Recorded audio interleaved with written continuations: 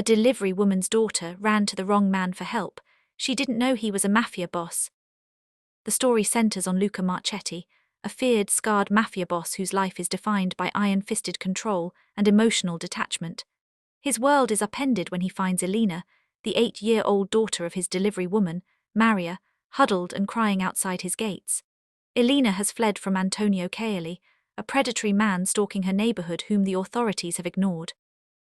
Rain hammered against the windshield of the black SUV as it rolled through the iron gates. Luca Marchetti sat in the back seat, his scarred face illuminated by the glow of his phone screen. Numbers, always numbers, the city's pulse measured in dollars and debts. "Boss," his driver Vincent said quietly, "there's something by the gate." Luca's eyes lifted. In the sweep of the headlights, a splash of color interrupted the grey stone and steel, a child's backpack, oversized and patched with duct tape. And beneath it, huddled against the rain, a small figure in a school uniform. "Keep moving," Marco said from the passenger seat. "I'll have someone." "Stop the car." The command cut through the rain's rhythm. Vincent's foot hit the brake. Marco turned, confusion creasing his face. In 15 years, he'd never seen Luca Marchetti stop for anything that wasn't bleeding money or information. Luca stepped into the downpour. His $1,000 suit darkened instantly as rain soaked through the fabric. His men watched through the windows, hands instinctively moving toward weapons, scanning for threats, for traps, for any explanation that made sense. The child looked up, 8 years old maybe, dark eyes that held too much knowledge for someone who should still believe in fairy tales. Her school shoes were scuffed, held together with glue. Her hands were scraped raw. She didn't scream, didn't run. She just stared at the man whose face had made grown men weep, and she spoke with the clarity of someone who had already made an impossible choice.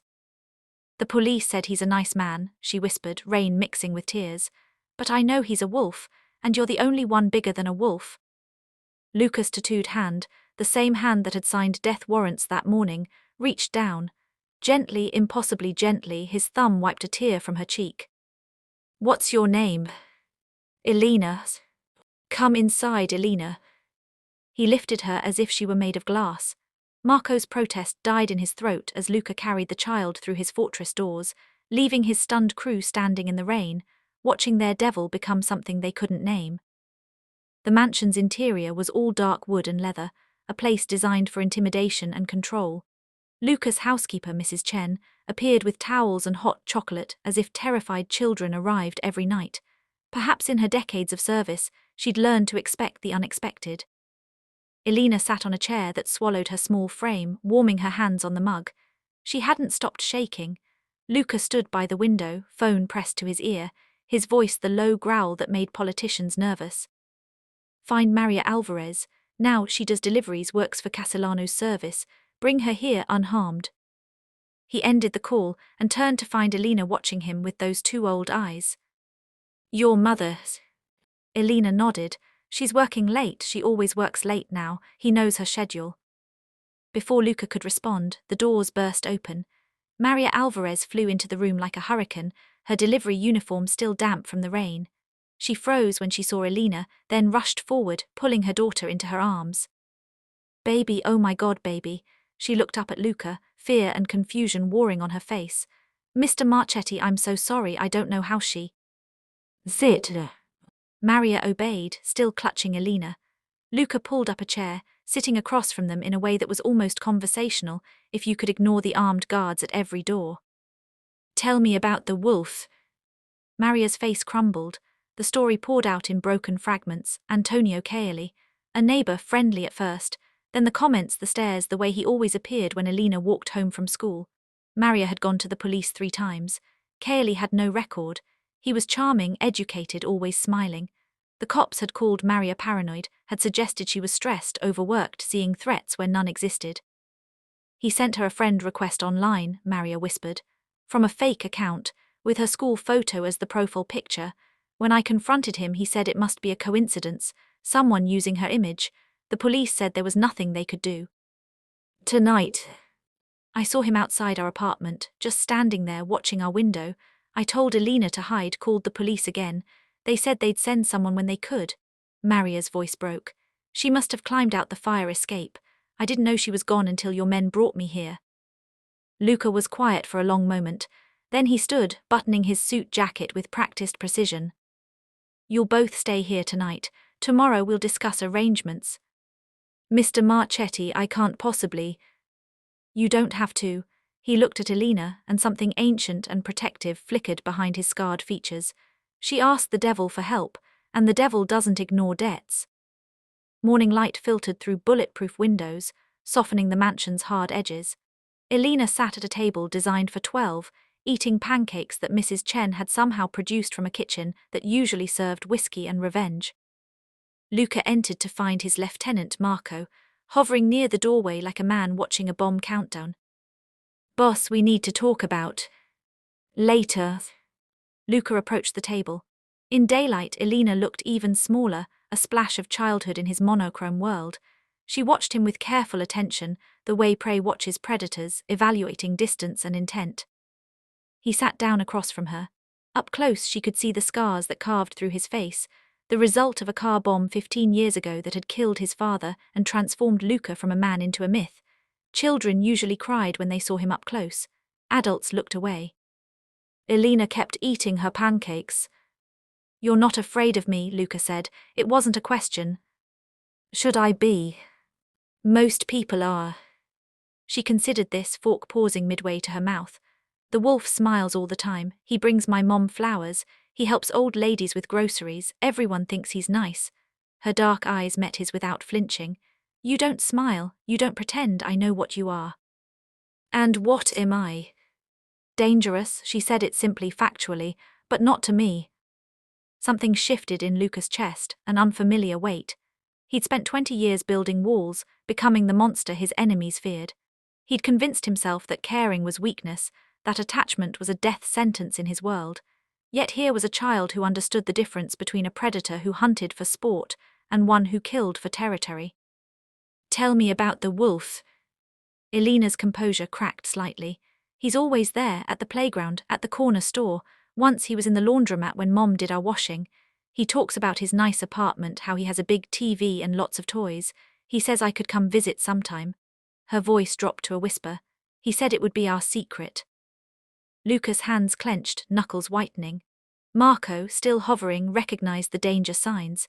He'd seen that expression once before, right before Luca had burned down a trafficking operation and left the bodies arranged as a warning. What does he look like? Brown hair, he wears hoodies even when it's warm. Blue usually, he has nice teeth. Height, build. Tall, taller than Mom, not as big as you. Luca nodded, committing every detail to memory. Then he did something that made Marco's jaw drop. He reached into his jacket and pulled out a small device, not a weapon but a phone. Simple, cheap, with only 3 numbers programmed. This calls Mrs. Chen, Marco, or me. Keep it with you always. Elena took it with reverent care, understanding the weight of trust. Why are you helping us? Luca stood, straightening his cuffs. The morning light caught the silver at his temples, making him look like the Old Testament God his enemies claimed he resembled, wrathful, unforgiving, but fiercely protective of his chosen. Because, he said quietly, monsters should protect against monsters. It's the only redemption we get. Word spread through the underworld like blood in water. Luca Marchetti, the Steel King, had been seen escorting a delivery woman through the garment district. Not as prisoner or informant, but as, what, bodyguard. The city's power brokers watched, calculating, wondering if age had finally softened the devil. They didn't understand. Luca wasn't soft, he was hunting. Maria's delivery route took her through 6 neighborhoods, 14 businesses, and 3 dozen possible ambush points. Luca mapped them all. He rode in her delivery van, his presence turning mundane stops into something surreal. Shop owners who paid protection money suddenly found themselves pouring coffee for the man who owned their fear. Mr. Marchetti, really this isn't necessary, Maria protested for the 100th time. I can't ask you to. You didn't ask, your daughter did. It was Tuesday when Antonio Caeli made his first appearance. Maria had just finished a delivery to a dry cleaner, stepping out into the afternoon sun. There he was, leaning against a lamppost, coffee in hand, smile bright and empty.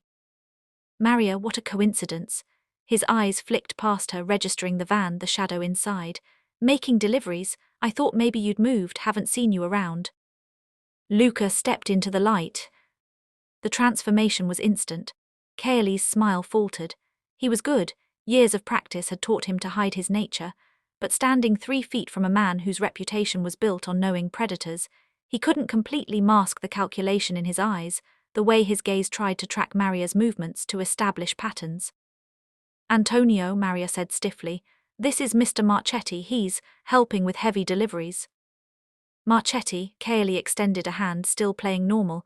"I don't think we've met. Are you new to the route?" Luca didn't shake. He simply existed, a wall of controlled violence in a tailored suit.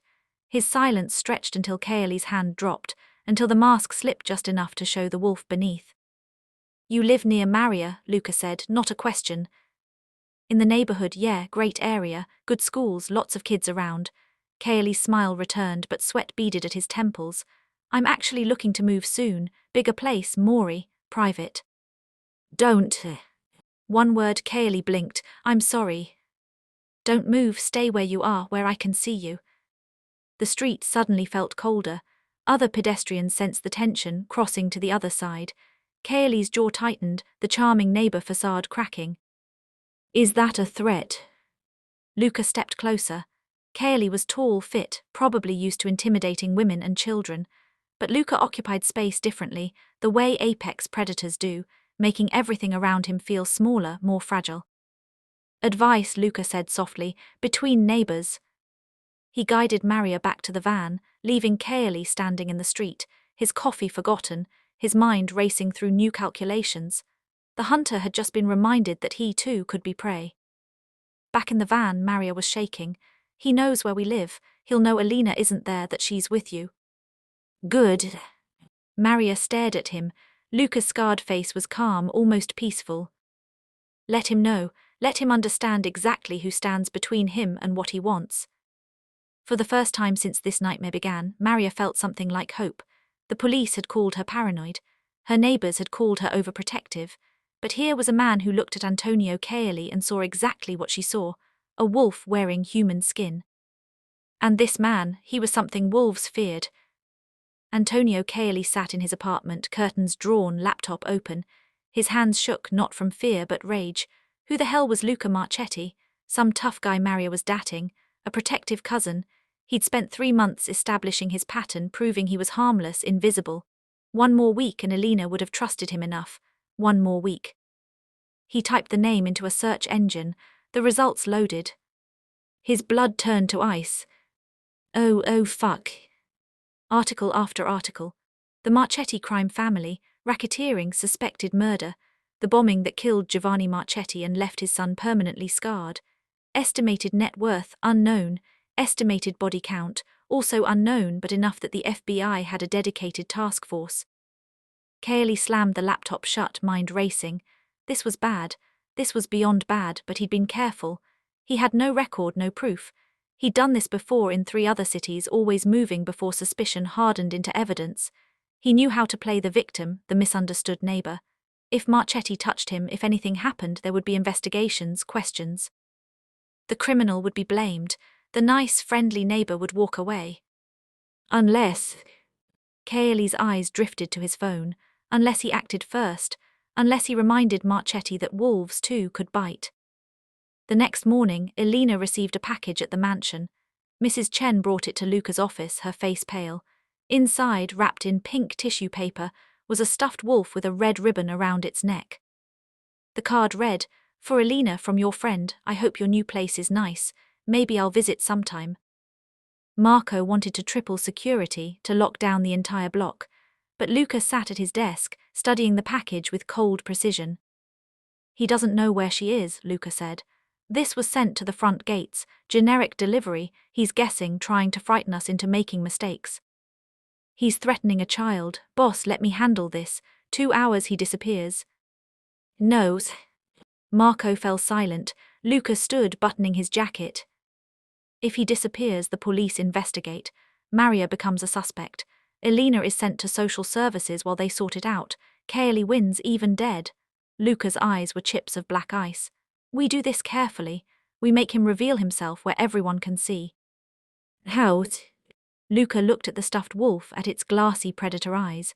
A smile touched his scarred face. the expression that made his enemies pray for quick deaths. We hunt the way wolves hate most, in daylight with witnesses. That afternoon, Luca made calls, not to his usual contacts but to others, social workers he'd intimidated, journalists he'd bought, prosecutors who owed him favors accumulated over years of strategic generosity. Each conversation was brief, professional, planting seeds. A known criminal becoming involved with a delivery woman, his interest in her daughter, was it protection or something darker? The whispers started exactly as he intended. Attention turned toward his mansion, toward the woman and child inside.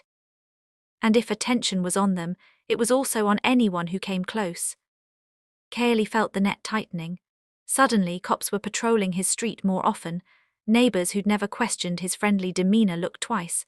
And through it all, Luca Marchetti watched, waiting for the wolf to make his final, fatal mistake. The mutiny came on Friday. Luca was in his study reviewing shipping manifests when Marco entered without knocking. Behind him, 3 more lieutenants, Carlo, Dimitri and Santos, all men who'd served for years, who'd killed without question. All men who thought their boss had gone soft. "We need to talk," Marco said. No boss, no deference. The shift in power dynamics was subtle but unmistakable. Luca set down his pen. "Speak." "The Colombo family is moving product through the port district. The Irish want to renegotiate percentages. Castellano is 3 weeks behind on payments." Marco's voice was tight. "And you're playing babysitter to a delivery woman and her kid. You think those issues aren't being handled?" "I think," Carlo interjected, "that this city respects fear, and fear doesn't have time for stuffed animals and school carpools." Luca stood slowly. The room temperature seemed to drop. "You believe I've gone soft?" "We believe," Dimitri said carefully, "that your attention is divided. People are noticing. The Russians asked if you were getting out of the business. The Colombos are testing boundaries. We need you focused."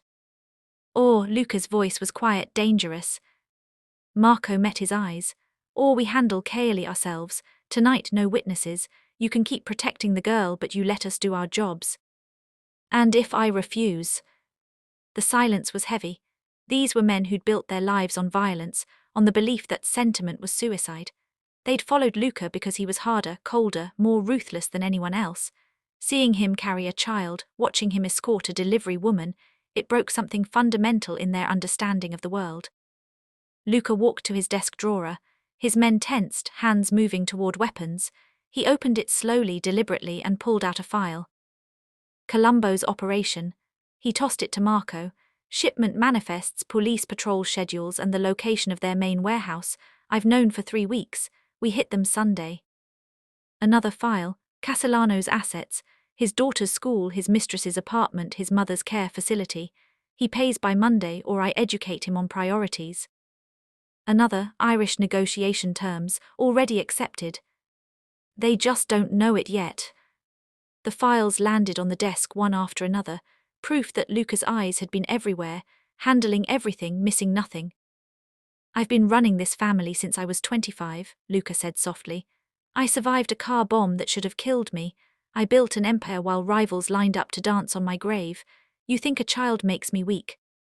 He moved faster than any of them expected. One moment he was behind the desk, the next his hand was around Carlo's throat, slamming him against the wall hard enough to crack plaster. "I have been killing monsters since before you knew what they looked like." His voice was a razor. "I know every predator in this city, every weakness, every sin, and I know that protecting Alina doesn't make me soft, it makes me focused." He released Carlo, who slumped, gasping. Luca turned to face them all. "The Colombos think I'm distracted. Sunday they learn better. Cayley thinks I'm just muscle protecting his target. He's about to learn the difference between a criminal and a monster. And you," his gaze swept across his lieutenants, "you'll remember that I don't do anything unless it serves a purpose, including mercy." Marco's jaw worked. "What purpose does protecting a child serve?" "A test." Luca returned to his desk, picking up his pen as if nothing had happened. "Every organization eventually asks, who do we protect? What lines don't we cross? For years we've existed in shadows, taking what we want, answering to no one. Profitable, efficient, soulless." He looked at them with eyes that had seen too much death. "Cayley is a predator the law won't touch. He's smart, careful, and he'll hurt that child if we don't stop him. If we can't protect one 8-year-old girl from a monster everyone else ignores, what the hell are we? We're criminals, Dmitri said quietly. Exactly, and criminals understand justice better than anyone. Because we live outside the law, we see where it fails. Luca's voice hardened. This is a message to everyone. The streets have a new rule, we protect our own. And anyone who preys on the innocent doesn't just face the law, they face us. Santos spoke up for the first time. You really think people will follow that it'll make us stronger? I think, Luca said, that loyalty isn't built on fear alone. It's built on knowing your leader will protect you when systems fail, that he'll see you, care about what matters to you. Elena's mother works for Castellano, our partner. She's our responsibility. He met each man's eyes in turn. You want to question my methods, earn the right.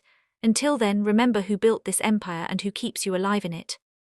The lieutenants filed out chastened. Only Marco remained. You've changed, he said. No, Luca's hand drifted to the scars on his face, old wounds that never stopped aching. I'm just remembering who I was before the bomb, before the blood. My father used to say that real power isn't making people fear you, it's making them believe you'll burn the world down for them. Will you for Elena? Luca looked at the stuffed wolf on his desk, at its cheap, predatory glass eyes. She asked the devil for help, he said quietly. I intend to deliver. The call came Tuesday afternoon. Elena had been at the mansion for 5 days, slowly relaxing into a routine. She'd discovered Mrs. Chen made excellent cookies. She'd learned that Marco, despite his scary exterior, was terrified of spiders. She'd even gotten Luca to smile, briefly, when she'd drawn a picture of him defeating a cartoon wolf. Then Maria's phone rang during lunch. Elena answered, expecting her mother. Hi, sweetie, Kaylee's voice dripped honey. Is your mom there? Elena froze. Luca across the table saw her face drain of color. He was moving before she could speak, but she'd already pulled the phone away, fingers trembling. How did you? Your mom's phone. She left it at the laundromat yesterday. I'm just being a good neighbor, bringing it back. But I think maybe she's at her new place, that big house on Riverside. His voice shifted harder. The one with all the fancy cameras, must be nice having rich friends. The line went dead. Luca was already on his phone barking orders. Lock down the property. Now, I want every camera checked, every sight line covered, no one in or out without verification. But he knew. Kaylee had just announced he knew where Elena was, not just the general location, the specific property, which meant he'd been watching, following, mapping. Which meant the wolf had just made his move. How did he get my mom's phone? Elena whispered. Maria appeared, having heard the commotion. I had it this morning. I was carrying packages, I must have set it down, realization dawned. The laundromat, I did a pickup, there were other people there, he must have. Taken it while you were distracted, Luca finished. Smart, nothing overtly threatening, just a helpful neighbor returning lost property. If Maria went to the police, she'd look paranoid. Again. But now Kaylee had her contacts, her messages, her location data, everything. Marco burst in. Boss, we have a problem. The south camera went down 20 minutes ago. Maintenance reported a cut cable. He's testing our defenses, Luca said, not panicking, just calculating, seeing what he can access where the blind spots are. We could relocate Elena, Marco offered, one of the safe houses. No, Luca's voice was flat. Running means he wins, means Elena spends her life looking over her shoulder. He looked at the child, at Maria's terrified face. This ends tonight. How he hasn't actually done anything illegal. Stolen phone at a laundromat, cut cable could be vandals, we still have no proof. Luca smiled, and it was the expression that made prosecutors nervous in courtrooms. Then we make him show us what he is, in front of everyone. He turned to Elena. How brave are you? The 8-year-old, who'd climbed out a fire escape and walked through the rain to ask a monster for help, lifted her chin. What do you need me to do? What Luca proposed was risky, calculated, and completely insane. They would set a trap using Elena as bait. Not real danger. She'd be surrounded by guards, by cameras, by every protection Luca could provide. But Kaylee wouldn't know that. He'd see what looked like an opportunity. Elena apparently alone in a public place. Maria immediately protested. Absolutely not, I won't risk her. He already knows where she is, Luca said quietly. He's already planning. The question is whether we control when and where he makes his move, or we wait for him to choose the moment. And if something goes wrong? Luca's scarred face was stone. Then he learns that stealing from the devil comes with a price. They spent hours planning. Elena would be visible in Riverside Park, the public space near the mansion. She'd appear to be playing, just a child enjoying afternoon sun. Maria would be nearby but looking distracted, the appearance of opportunity. What Kaeli wouldn't see, Luca's men positioned at every exit, cameras hidden in trees, on benches, in streetlights, plainclothed guards posing as joggers, parents, hot dog vendors, and Luca himself watching from a vehicle with tinted windows, waiting. If he approaches you, Luca told Elena, just talk to him normally, be polite. We need him to say something, do something that shows intent. The more witnesses, the better. Elena nodded, trying to be brave. Luca knelt down to her level. I promise you'll be safe, but if anything feels wrong, if he tries to touch you or take you anywhere, you scream, as loud as you can, and I'll be there before your echo fades. She believed him. Maybe that made her foolish. Or maybe she understood, in the way children do, that some monsters protect against other monsters, that Luca's capacity for violence was exactly what made him the perfect guardian. At 4 p.m. they set the trap. Elena sat on a park bench, reading a book Mrs. Chen had given her. Maria was 30 feet away, phone to her ear, seemingly absorbed in conversation. The park was busy, families, joggers, the normal afternoon crowd. And in the shadows near the east entrance, wearing a blue hoodie, Antonio Kaeli watched and smiled. Kaeli waited 15 minutes, establishing patterns. The woman on the phone, Maria, wasn't watching closely. The child was absorbed in her book. People passed but didn't linger. In his mind he was already scripting the encounter. He'd approach friendly, concerned. Elena, your mom was worried, she asked me to bring you home. Simple, public, nothing overtly threatening. If the kid resisted, he'd raise his voice, play the frustrated adult dealing with a stubborn child. Witnesses would see a responsible neighbor, not a predator. By the time anyone understood what was happening, he'd have her in his car. Heading for the second apartment he'd rented under a false name. He didn't know he was being watched by 17 different people. He made his move at 4:17 p.m., approaching with his trademark smile. Elena, hey sweetie, your mom sent me to. Elena looked up and her face wasn't surprised. It was calm, almost pitying. Hi, Mr. Kaeli. He faltered. Something was wrong.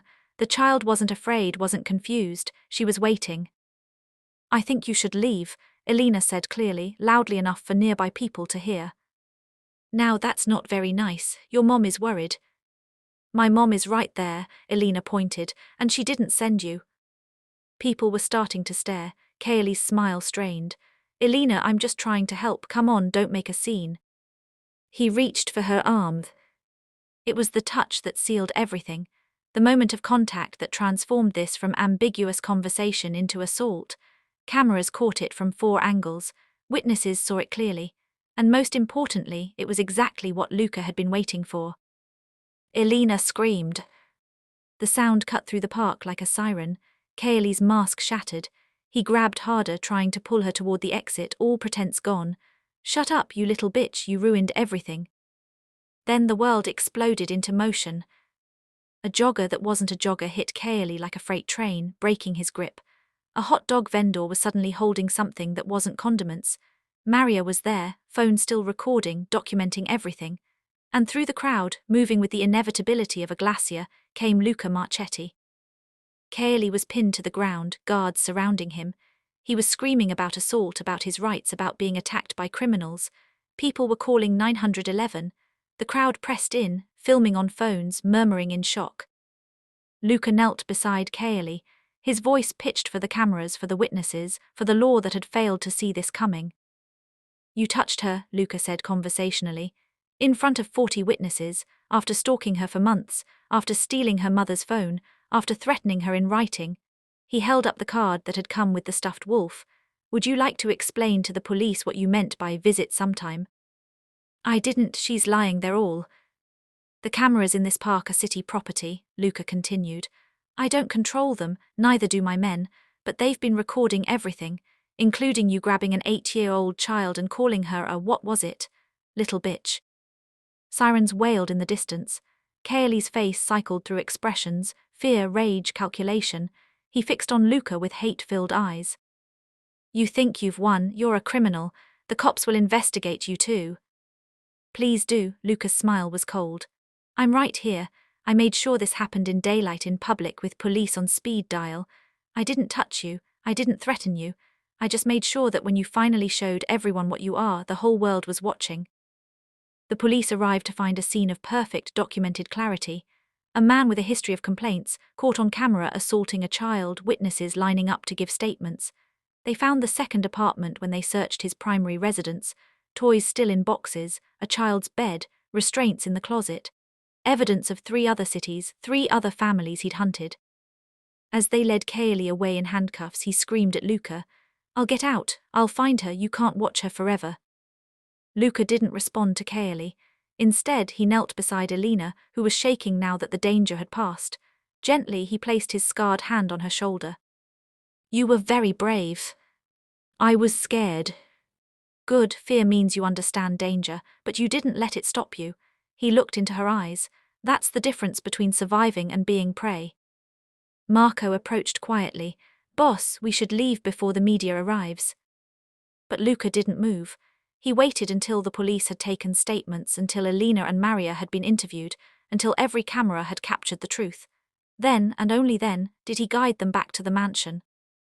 Behind them, the park buzzed with conversation. The story was already spreading. A crime lord who'd used his power not to evade justice, but to deliver it.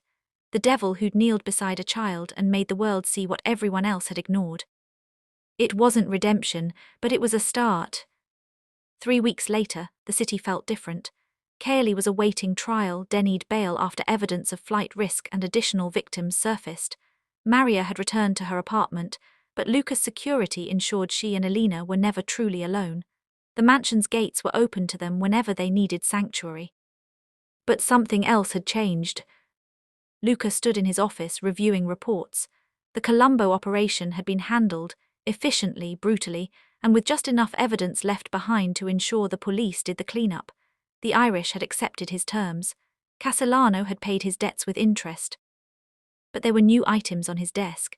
A case file about a trafficking ring operating out of the docks. A request from a social worker about a child caught in a custody battle with an abusive parent. A note from Marco about a teacher who'd reported a student's bruises to authorities 5 times with no response. Things that 3 months ago, Luca would have ignored as irrelevant to business. Now they felt essential.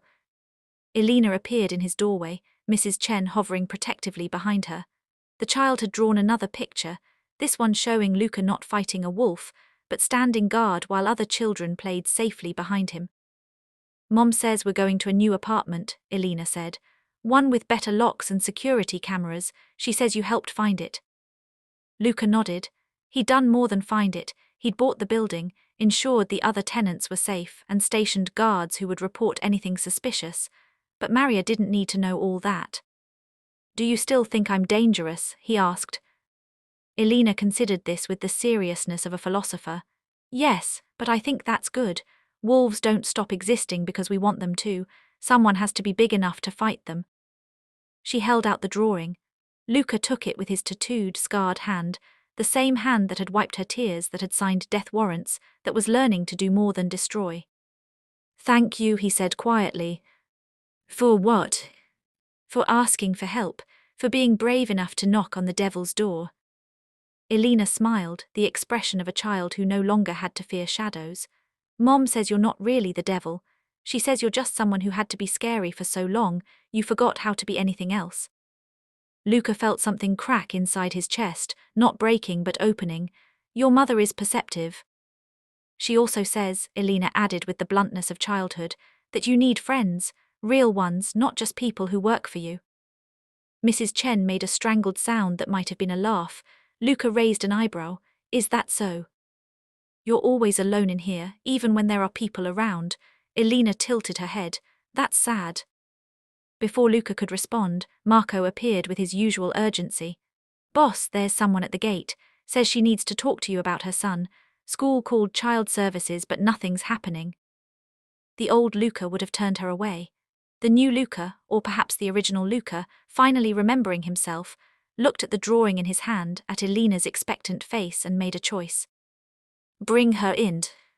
Marco's eyebrows rose. Boss. You heard me, and Marco, put together a team. I want every open case in the city where authorities have failed to protect children. Start with the docks trafficking operation. That's a lot of manpower, resources that could go to what? Another territory dispute, another percentage point. Luca's voice was quiet but unyielding. Elena taught me something. The strongest predator in the forest doesn't just take what it wants, it protects its territory. And this city, all of it, every child in it, that's our territory now. Marco stared at his boss, trying to reconcile this new directive with decades of pure profit-driven crime. The other families will think we've gone soft. Let them think that, let them test those waters. Luca's smile was sharp. They'll learn the difference between soft and purposeful.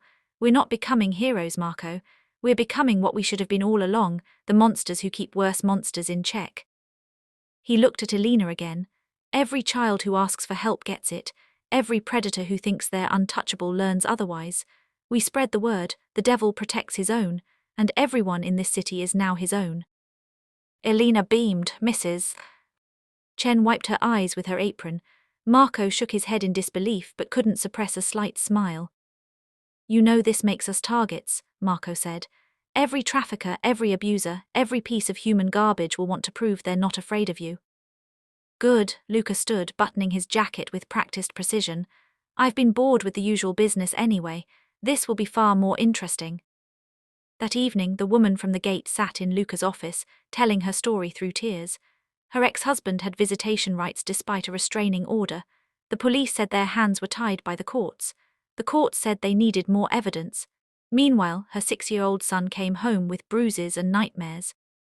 Luca listened with the same intensity he'd once reserved for business negotiations.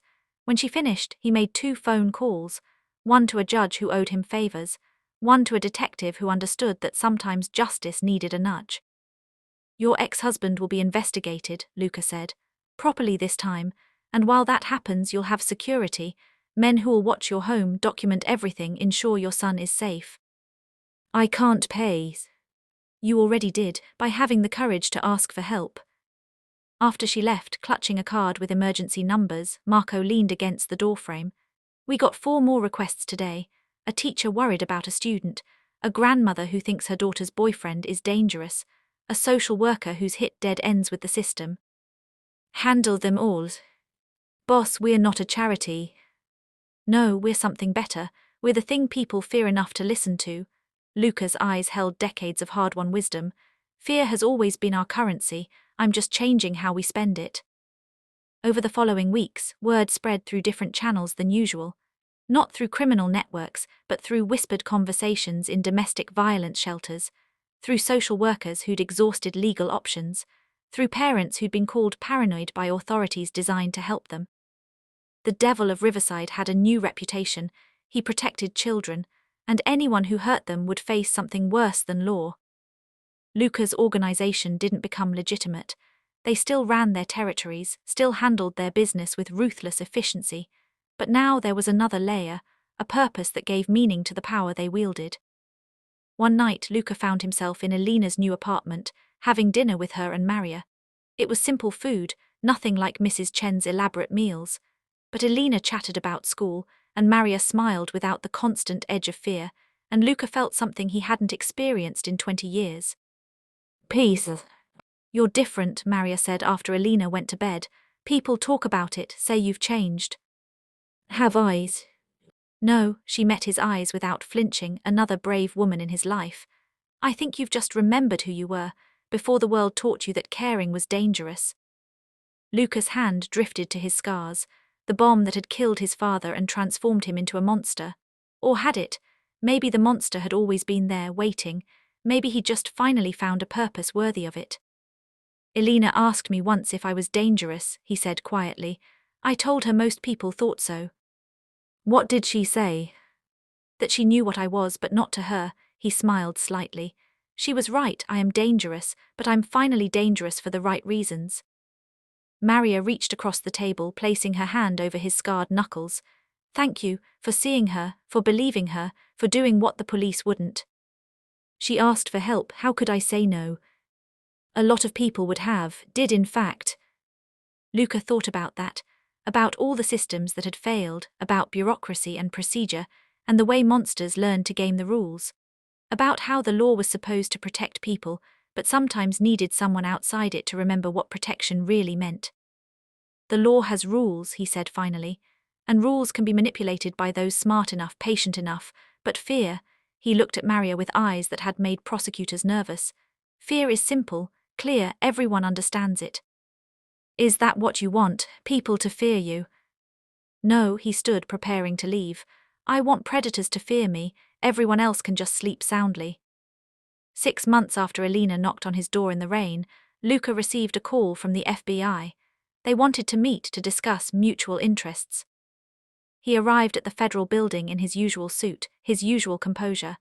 The agent, a woman named Reeves, studied him across the desk with professional wariness. Mr. Marchetti, your recent activities have been interesting. I pay my taxes, Agent Reeves. That's not what I mean. 3 trafficking operations shut down in 4 months. 6 domestic abusers who suddenly decided to confess to crimes. A remarkable drop in crimes against children in areas you control. Good news for the city. Unless you're the one causing it through extra-legal means. Luca smiled slightly. I'm a businessman, Agent. I have a vested interest in stable communities. Predators are bad for business. They draw attention, create chaos. I'm simply removing obstacles. Reeves leaned back. We both know what you are, what your family does, but I'll admit this new direction is making my job both easier and harder. How so? Easier because crime against children is down. Harder because when I try to build cases, witnesses mysteriously become uncooperative, evidence disappears, suspects confess to crimes we didn't even know about. She fixed him with a hard stare. You're doing our job for us, which means you're also obstructing justice. Am I? Because from where I sit, justice is finally being served. Those trafficking operations you mentioned, I gave you enough evidence to prosecute. Gift-wrapped, documented, admissible in court. The abusers, they confessed voluntarily. No coercion necessary when someone finally convinces them that hiding is no longer an option.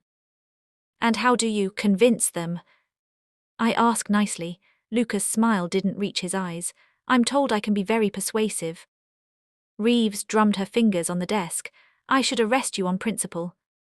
But you won't, because those 6 abusers are now in prison. Those trafficking victims are free, and the communities under my influence are safer than they've been in decades. He leaned forward. The law is important, Agent Reeves, but the law has gaps, bureaucracy, red tape. Sometimes children die while we wait for warrants. So you've appointed yourself judge and jury? No, I've appointed myself deterrent. The law punishes after the fact. I prevent the fact from occurring. His voice hardened. Tell me, Agent, how many cases have you closed where you knew, absolutely knew, someone was guilty but couldn't prove it in court? How many monsters walked free because they understood procedure better than ethics? Reeves was silent. They both knew the answer. I'm not asking for immunity, Luca continued. I'm not asking for partnership. I'm simply continuing to operate in my territories, and if that operation happens to make children safer, well, he shrugged. Consider it community service. This isn't legal. Neither is half of what happens in this city, but now at least it's not happening to the most vulnerable. He stood. I'll continue to ensure that evidence reaches you, admissible, documented, clean. What you do with it is your business. What I do to obtain it, he smiled. That's mine. After he left, Reeves sat in her office, staring at the files on her desk. 3 major cases solved in as many months. Evidence so perfect it was almost suspicious, but legally sound. And the knowledge that somewhere in the city, a crime lord was doing what her agency couldn't, making monsters afraid. She should report this, should push for investigations, warrants, surveillance. Instead, she filed the conversation under ongoing monitoring and returned to her work. Some wars required strange allies. Some evils were necessary to combat worse ones. And some monsters, it turned out, were exactly what the city needed. Elena turned 9 in the spring. Luca hosted a party at the mansion, something that would have been unthinkable a year before. Children from her school attended, parents eyeing the security with nervousness, but trusting in the man who'd become an unlikely guardian. Luca watched from a distance as Elena laughed, surrounded by friends, finally able to be just a child.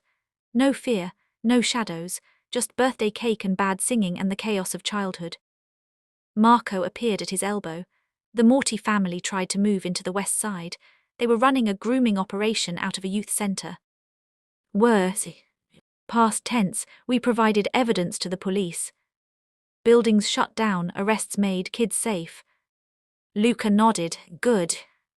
Boss, I've been thinking about what you said about purpose. Marco was quiet for a moment. I have kids, 2 daughters. Before all this, I never thought about what we were really doing. Just business, you know. But now, he gestured at the party. Now I think about them, about what kind of city they're growing up in. And I'm glad they're growing up in yours. It was perhaps the highest compliment Marco could give. Luca felt the weight of it, the responsibility. He'd built an empire on fear and power. Now he was learning to wield those same tools for protection instead of profit. Elena spotted him and ran over, frosting on her face. You didn't sing. I don't sing. Everyone has to sing at birthday parties. It's the rule. Luca looked at this child who'd changed everything simply by believing he could be more than his scars, who'd seen the monster and asked for help anyway, who'd reminded him that power without purpose was just another form of emptiness. Maybe next year, he said. Promise. He thought about promises, about the weight of words when spoken by someone whose voice carried death. Then he smiled, genuinely smiled, something his face had almost forgotten how to do. Promise. Elena hugged him, unself-conscious and fierce. Over her head, Luca met Maria's eyes. She mouthed 2 words, thank you. But Luca knew the truth. He wasn't the one who deserved thanks. Elena was, for being brave enough to see past his reputation, for asking the devil for help and giving him a reason to be something more than feared. For reminding him that the most powerful thing a monster can do is choose what to protect. Years later, people would tell the story differently. Some said Luca Marchetti had always been a protector, that his reputation for violence had been exaggerated. Others claimed he'd found religion, or fallen in love, or had some transformative experience that changed his nature. They were all wronged. Luca hadn't changed his nature, he'd simply found a purpose worthy of it.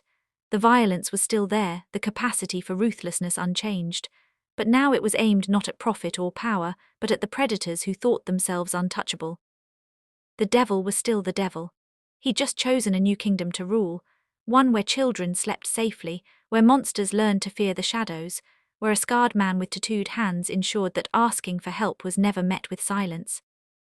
And it had all begun with a child in the rain, brave enough to knock on his door and ask the most dangerous man she knew to prove he could be something more. She'd been right to believe in him, and he spent every day after proving her faith wasn't misplaced. The end.